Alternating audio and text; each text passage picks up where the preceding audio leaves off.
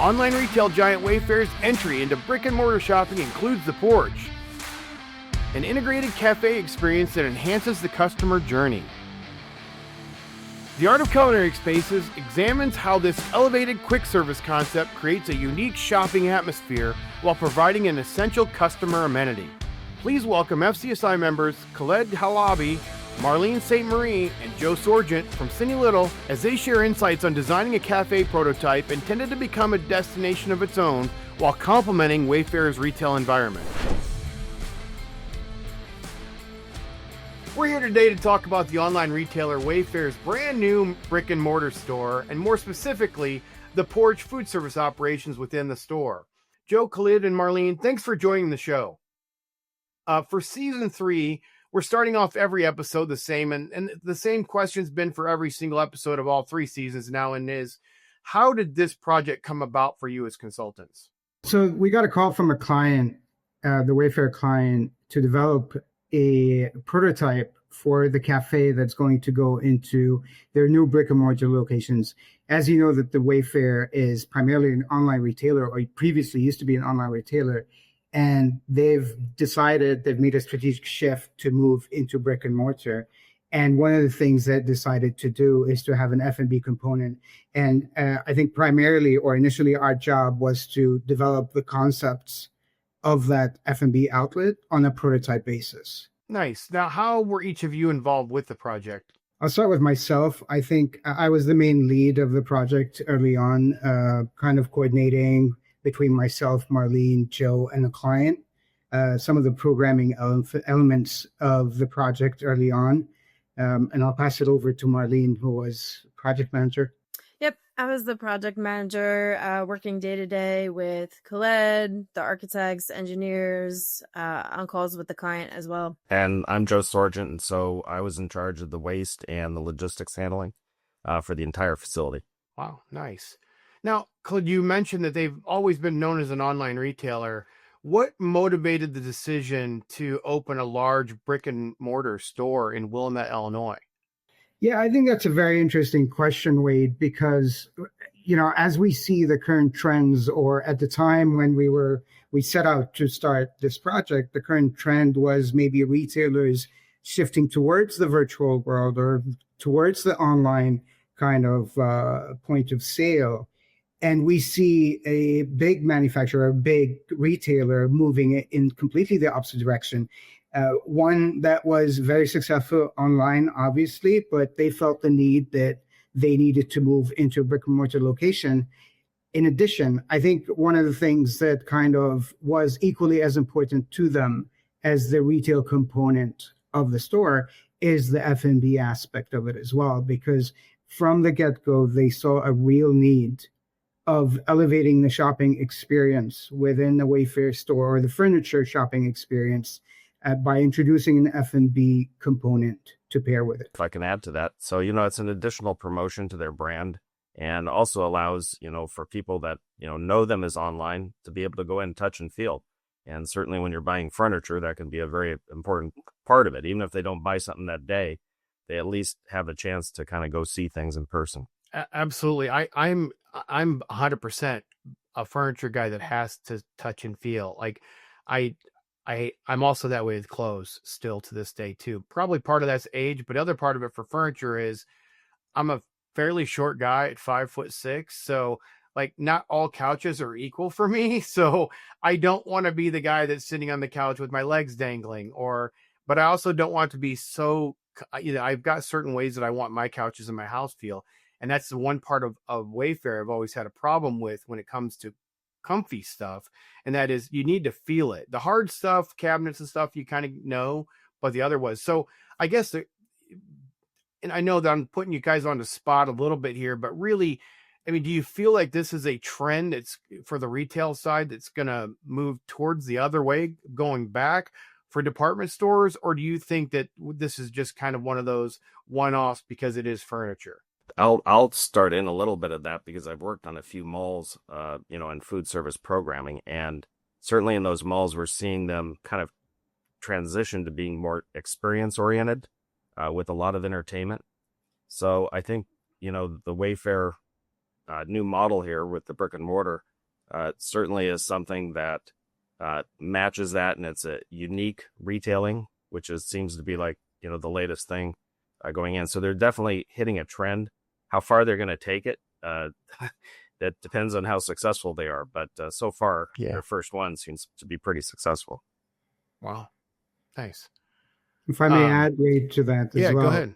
It was interesting for me to see that the strategy, the weighting of the F&B component, how much they weighted the F&B component against the retail.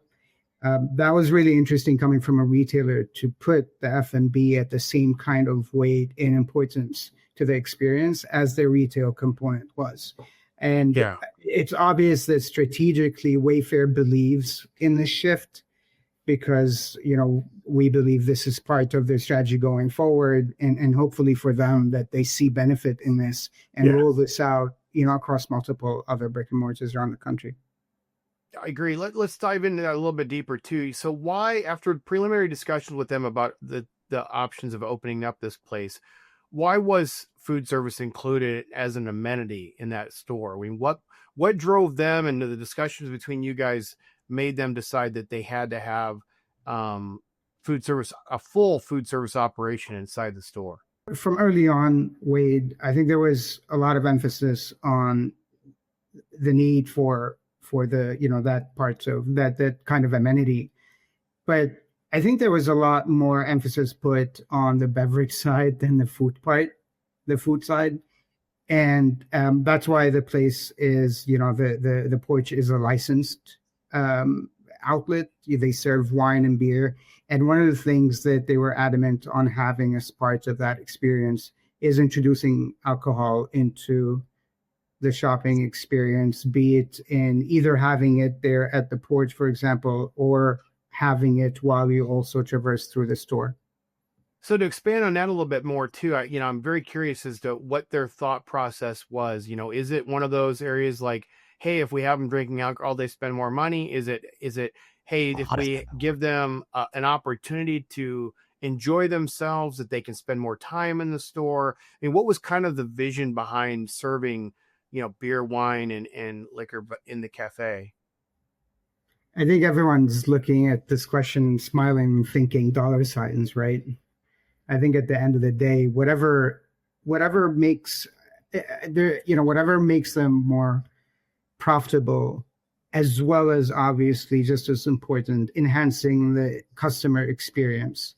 And they decided that, the alcohol or the food and beverage component was something that was going to do both those two things. Right.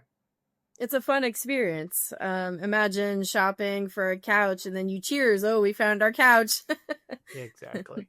And I want people to understand that have not either seen the pictures yet or read the article in the project showcase.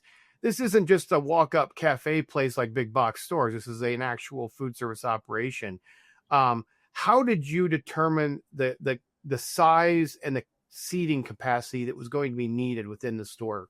I think we used, so this is a one of a kind, type of project, but we used similar experiences and projects to come up with metrics for sizing. Other groups that you were, or other facilities you guys have worked on together, or did you do research about what else was out there? I mean, or is it a combination of both? It was a combination of a few factors, Wade. It was a lot of past experiences that we've had, but it was also a benchmarking exercise of seeing similar locations which have a similar type of amenity as part of the shopping experience. There are a few furniture stores. There are a couple of furniture stores that we used as benchmark or were referenced quite often when we were talking about, the need to have F&B. And those are kind of the inspirations, or those are the benchmarking aspects with regards to sizing, but also with regards to an overall strategy. Well, Joe alluded to earlier, and I know how I've been doing with enough work with consultants over the years that kind of where your mind goes from that. And that is, you start with the menu, but then I also know workflow for staff is very important to you guys always as consultants, because a lot of times that's the one area where when you're working with a client that they just want things here and there and necessarily don't think about flow as it goes through. I know you guys always do as consultants.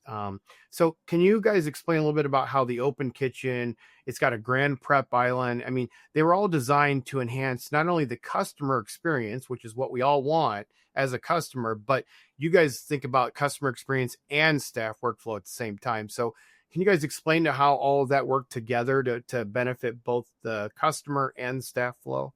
So I think the idea of having kind of that Grand Island was really for the food to be very visible and the flow of food to be very visible to the guests. So you walk up, you place your order, and you can see someone behind the counter preparing it right in front of you versus having it done in the back of house and brought up to the serving counter. Nice. Now, to do that, you had to also do something that's coming kind of a little bit of a trend and maybe permanent. I don't know. We'll wait and see. It seems like everything becomes trends first, but you had to go all electric and you had to go ventless for all the equipment. So explain to people like what you put in, what kind of equipment is in there, and what all that equipment can do in this cafe in order to satisfy, a variety of things the customer may want menu wise. So we have a oven in the back of house, ventless. And I think that was one of the constraints of the project as well, that we couldn't have gas or a type 1 grease hood. But again, I don't think this piece of equipment limited the menu at all. You can still serve a couple different items with that unit. Okay. And then what kind of menu items are available during, if you want, I mean, obviously we know we got beer and wine. What kind of food can people expect to get while you're drinking along with your furniture? Sure. shopping? So they have made to order sandwiches. So it can be hot or cold. They have soups as well. They can have all sorts of espresso based coffee beverages as well. Okay. So also having draft beer is not something most designers have to think about when they're putting it into a furniture store. So you all had to face in, how do you integrate draft beer and wine service into this cafe in the middle of the store? So how were you able to overcome not having, a traditional type kitchen to work in? Sure. So I think one of the constraints here was the size of the space. And so we do have a walk-in cooler in the back of house to store the kegs, as well as some extra space within the refrigerator for the draft beer as well. Being a furniture store, lots and lots of cardboard, styrofoam, everything else. Joe, you're known as kind of a waste management expert as well. So a lot of times in retail and food service, I mean, I know food waste management is talked about, but you had to go not only food waste management, but you had store waste management to worry about. How did you approach to design a system that was accommodate both food service waste and the large volume of shipping related waste that was going to come from Wayfair store? So I should mention that in our waste management practice, when we go in, we actually do the entire facility, and that we get pulled in very early. Because we often have to look at, with the shell and core, with mechanical and structural, looking at the docks, because we might need compactor containers. So we already have a holistic viewpoint when we came into this. We had tri-sort collection systems that included for commingled recyclables, your glass, metals, and plastics, as well as organics out and about. So it wasn't just coming from the food service. Certainly as a retail operation, cardboard is huge. So we had to put in a cardboard baler. We also had to find a special place to store a lot of pallets of cardboard in a dry space before pickup, because haulers don't come and pick them up one pallet at a time. You need about 10 or 13 before it's worth their while. So all that was coordinated, as well as other specialty waste. There's recyclable hazardous waste. There's hazardous waste. So flammable cabinets and shelving and other things, universal waste to be able to collect. So it was a very holistic approach. Now this also has an outdoor seating area for the porch. So how did you guys bring in outdoor seating and lawn games? You've got self-service water stations. I mean, what do you hope that having that does, not only for sales of the food service operation, but what do you hope that does within Wayfair's structure of shopping experience? Again, like how does having a porch enhance the shopping experience? I think so. Interestingly, that the name of the place, the name of the concept is called the Porch.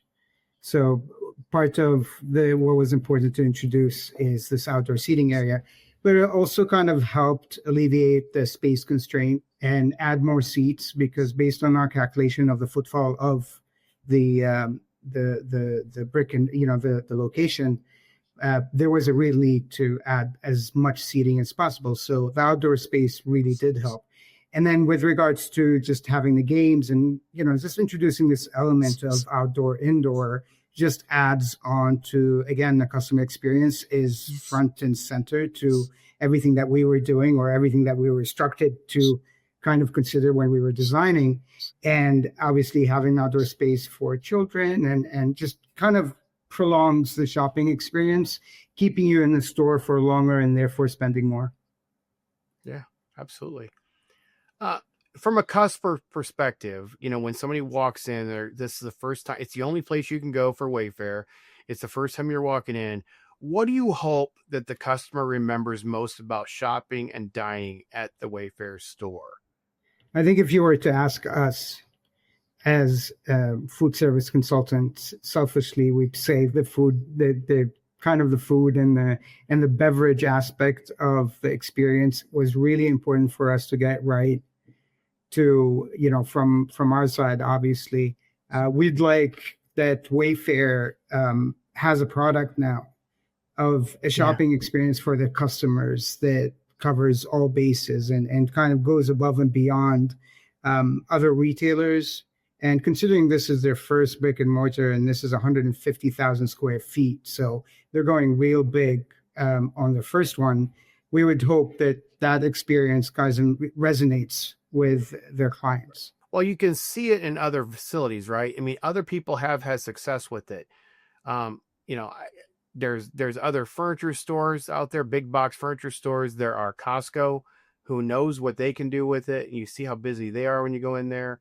It makes sense. The longer you can get somebody to stay, whatever you're selling, you're better off. We've seen it in grocery stores now. I mean, so I don't think that's, everybody's so pressed for time that if you can give me a place where I can get something to eat and get my shopping done at the same time, regardless what kind of shopping I'm doing, it saves me the time and fewer trips of driving from point A to point B. So I'm a huge fan of it. I'm sure most of you are as well. So that's what I'm going to say. Shopping can get pretty boring sometimes. So if you give me a coffee and a cookie, I'm so happy walking through the store.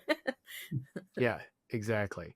Yeah. I, as a store, I said earlier before we started filming, a store to be named nameless, but I've been to that store many times, and, you follow the path from entrance to exit, and it's just monotonous. And you're just kind of like, at this point, I just want to get out. Mm-hmm. So anything that's going to distract me from the Disneyland style of touring through a store and let me get around and shop. And listen, alcohol's never going to hurt when it comes to helping me spend a little bit of money personally. So I'm all for it. And living in Illinois, I have not been to the store yet, but I definitely will be getting up there soon. I guess my last question before we let you guys go is, is this, talking with Wayfair, is this designed as a prototype for future stores? If it is, what elements have you learned from that were critical to replicate? And were there anything you learned from this to go, well, if we do another store, maybe we would do this differently? I think interestingly that, the fact that Wayfair is prototyping this, so they have a real intent of rolling this out across multiple locations, hopefully nationwide. There are avenues to explore beyond what is now at the Porch in Illinois.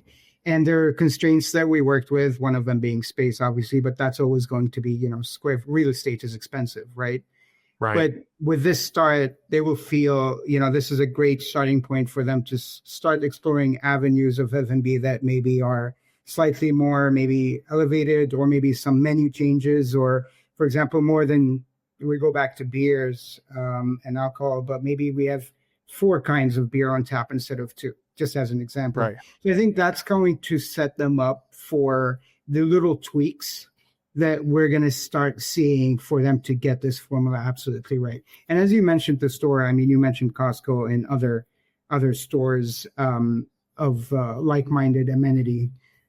They've had years and years and decades even to perfect this amenity and this service. So it's expected that Wayfair is going to go through that same process until they find the right balance. People talk about location.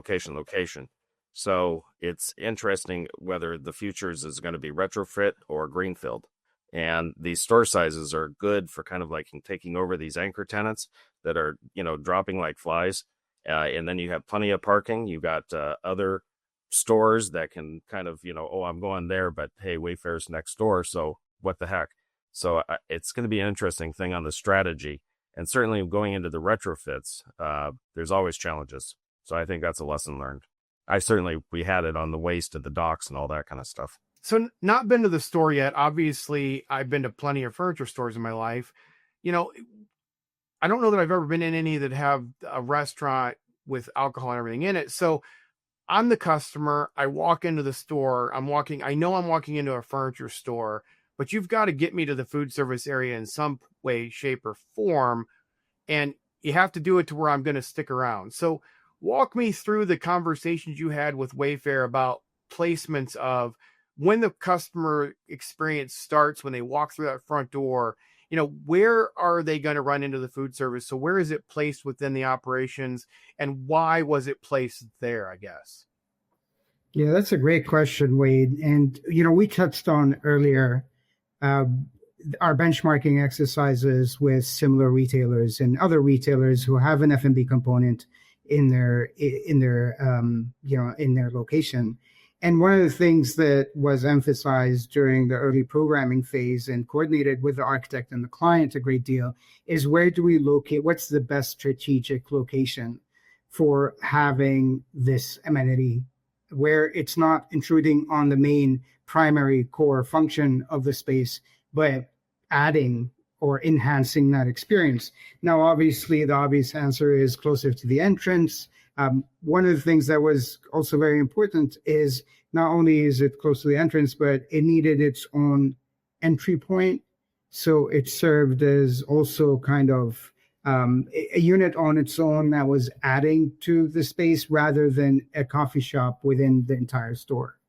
But that's a great question. And I think, as Wayfair take this prototype across other locations, I think you're going to start seeing that strategy evolve and that concept kind of grow.